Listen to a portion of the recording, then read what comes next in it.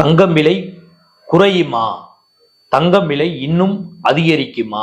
தங்கத்தில் முதலீடு பண்ணுவது தற்போது சாத்தியமா? தங்கம் இப்போது வாங்கலாமா? குட்டிமா தமிழ் டிவி நேயர்களுக்கு வணக்கம். நான் தான் உங்க மணிகண்டன். தொடர்ந்து குட்டிமா தமிழ் டிவி சேனலுக்கு நீங்க நல்ல ஆதரவு கொடுத்துக்கிட்டு இருக்கீங்க. அதுக்கு இந்த நேரத்துல ஒரு மிகப்பெரிய நன்றியை தெரிவிச்சுக்கிறேன்.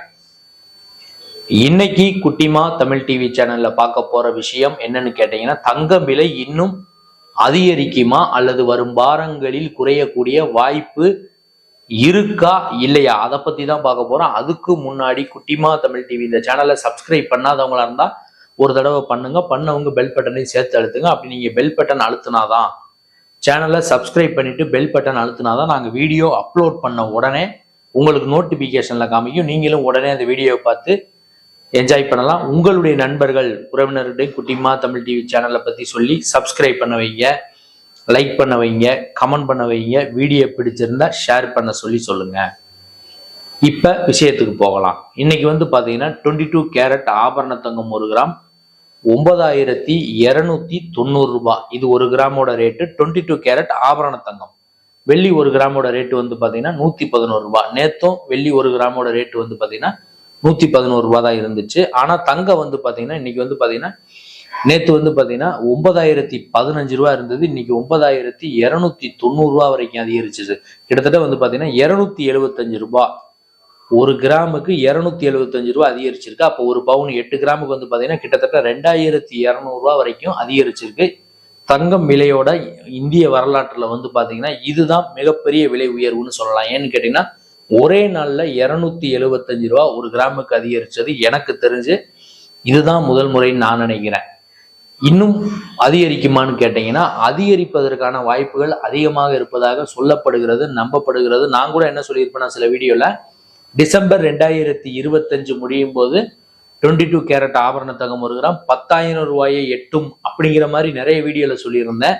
ஆனா டிசம்பர் 2025 முடியும் போது 22 கேரட் ஆபரண தங்கம் 1 கிராம் 10,000 ரூபாயை எட்டாது. அது 12,000 13,000 ரூபாய் வரைக்கும் கூட போகலாம் அப்படிங்கிற மாதிரியும் ஒரு சில தகவல்கள் நமக்கு தெரிவிக்கின்றன. மார்ச் 2025 22 கேரட் ஆபரண தங்கம் 1 கிராம் 8,500 9,000 ரூபாய் வரைக்கும் வரும் அப்படின்னு எதிர்பார்த்தாங்க. ஆனா மார்ச்ல ஓரளவுக்கு நார்மலா இருந்தது. ஆனா இந்த ஏப்ரல்ல பாத்தீங்கன்னா விலை கடுமையா உயர்ந்துருச்சு. மார்ச்சை ஒப்பிடும்போது இந்த ஏப்ரல்ல பாத்தீங்கன்னா 1 கிராமுக்கு 1000 ரூபாய்க்கு மேல அதிகரிச்சிருக்கு. அப்படிங்கும்போது பாத்தீங்கன்னா மே ஜூன்ல எல்லாம் பாத்தீங்கன்னா 22 கேரட் ஆபரண தங்கம் 1 கிராம் 10,000 ரூபாயை எட்டிடும்.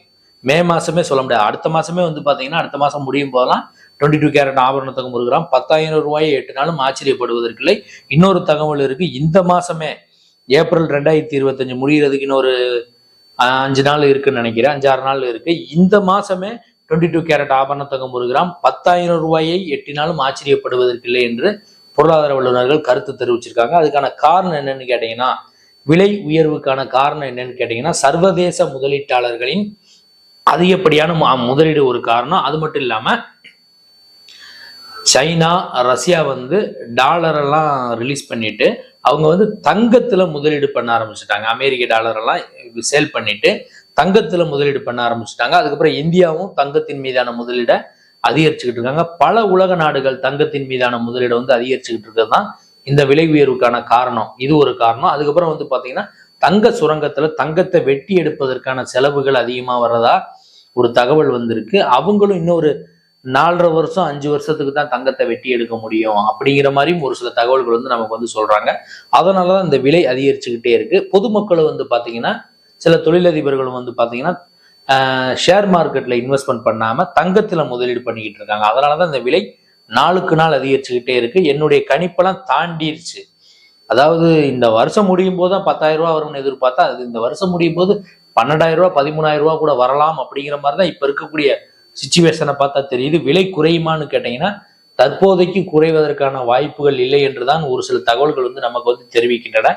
இன்னைக்கு 9,290 ரூபாய் இருக்கக்கூடிய 22 கேரட் ஆபரண தங்கம் 1 கிராம் நாளைக்கு குறைஞ்சதுன்னா 9,250 குறையும், இல்லைன்னா 280 10 ரூபா குறையுமே தவிர டக்குன்னு 200 ரூபா 300 ரூபா குறைவதற்கான வாய்ப்புகள் இல்லை என்று சொல்லப்படுகிறது, நம்பப்படுகிறது. அதாவது விலை அதிகரிக்கும் போது 275 200 150 250 அதிகரிக்குது 22 கேரட் ஆபரண தங்கம் 1 கிராமோட ரேட்டு.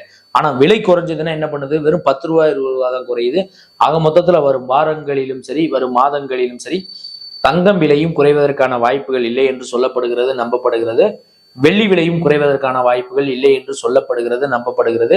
இந்த நேரத்துல நீங்க தங்கத்தின் மீதான முதலீடு அதிகரிக்கிறது பாத்தீங்கன்னா கன்ஃபார்மா சேஃப்டியான ஒரு விஷயம் தான். ஏன்னு கேட்டீங்கன்னா இன்னும் விலை அதிகரிக்கலாம். ஏன்னு கேட்டீங்க, நம்ம விலை குறையும் எதிர்பார்த்துக்கிட்டே இருப்போம். ஆனா விலை பாத்தீங்கன்னா நாளுக்கு நாள் அதிகரிச்சுக்கிட்டு தான் போய்கிட்டு இருக்கு.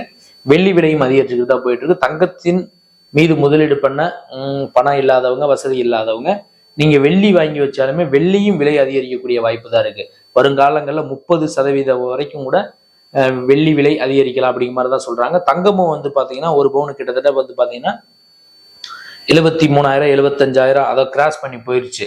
இப்போ நீங்க 8 கிராம் கோல்டு வாங்குறீங்கன்னா 8 கிராம் கோல்டோட ரேட் இருக்கு. அதுக்கப்புறம் 3% ஜிஎஸ்டி இருக்கு. அதுக்கப்புறம் வேஸ்டேஜ்னு ஒன்று போடுவாங்க. நீங்க என்ன ப்ராடக்ட் வாங்குறீங்களோ அதுக்கு தகுந்த மாதிரி வேஸ்டேஜ் போடுவாங்க.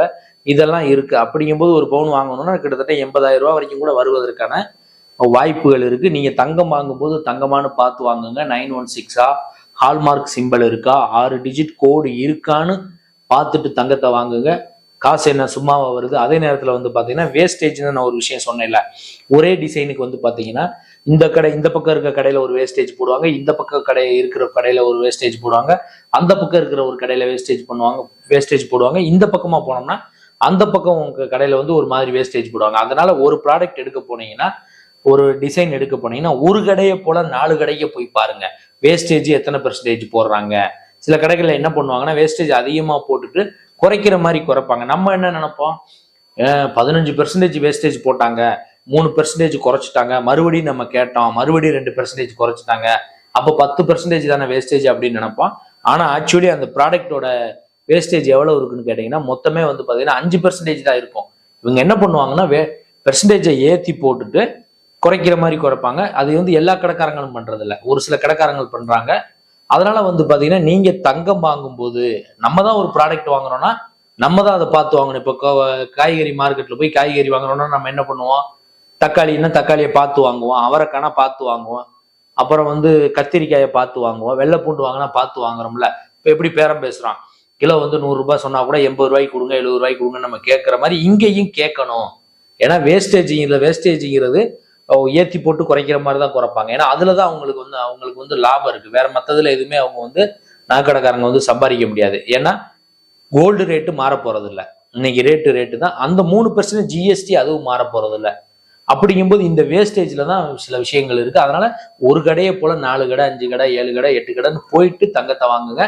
அதே மாதிரி 916 பாருங்க, அதுல சிம்பிள்லாம் இருக்கும், ஹால்மார்க் சிம்பிள் இருக்கும், 6 டிஜிட் கோடு HUID 6 டிஜிட் கோடு இருக்கும். அந்த கோடை நீங்க BAS கேர் பிளே ஸ்டோர்ல டவுன்லோட் பண்ணி அந்த 6 டிஜிட் கோடை போட்டீங்கன்னா நீங்க என்ன ப்ராடக்ட் வாங்குறீங்க, எந்த கடையில வாங்குறீங்க, அது எத்தனை கிராம், எல்லா டீட்டெயிலுமே அதுல வந்துடும். இப்போ பாத்தீங்கன்னா சிதம்பரத்துல பாத்தீங்கன்னா ஒரு கடையில இந்த மாதிரி இதெல்லாம் பண்ணலன்னு சொல்லிட்டு கூட ரைடு நடந்திருக்கு, நீங்க நியூஸ்ல கூட பார்த்துருப்பீங்க.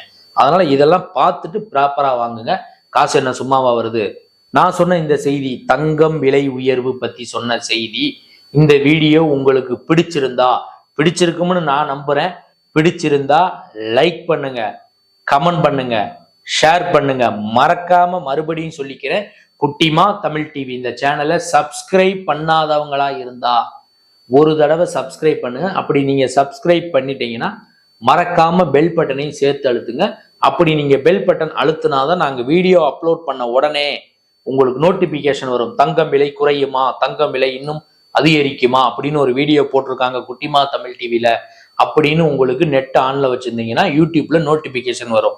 ஃப்ரீயா இருந்தீங்கன்னா உடனே பார்க்கலாம், கொஞ்சம் பிஸியா இருந்தீங்கன்னா கொஞ்ச நேரம் கழிச்சு பார்க்கலாம். உங்களுடைய நண்பர்கள் உறவினர்கள்கிட்ட இந்த சேனலை பத்தி சொல்லுங்க. இந்த மாதிரி குட்டிமா தமிழ் டிவின்னு ஒரு சேனல் இருக்கு, சினிமா செய்தி போடுறாங்க, சினிமா ஆடியோ லான்ச்சு, அப்புறம் சினிமா விமர்சனம், தங்கம் விலையை பத்தி டெய்லி வீடியோ போடுறாங்க அப்படின்னு ரெக்கமெண்ட் பண்ணி சப்ஸ்கிரைப் பண்ண சொல்லுங்க, லைக் பண்ண சொல்லுங்க, கமெண்ட் பண்ண சொல்லுங்க. வீடியோ பிடிச்சிருந்ததுன்னா ஷேர் பண்ண சொல்லி ஒரு வார்த்தை சொல்லுங்க.